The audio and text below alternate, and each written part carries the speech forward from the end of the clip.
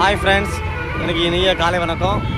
மே 21 இன்றைக்கி நம்ம நிகழ்ச்சி எங்கன்னா தூத்துக்குடி அருகே ராமேஸ்வரபுரம் ரோடு கோமஸ்புரம் தேவேந்திர வேளாளர் சமுதாயத்துக்கு வந்திருக்கோம்.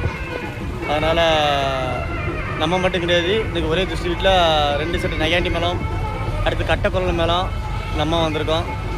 நம்ம பையங்க நாங்கள் 6 பேர் 3 வருது.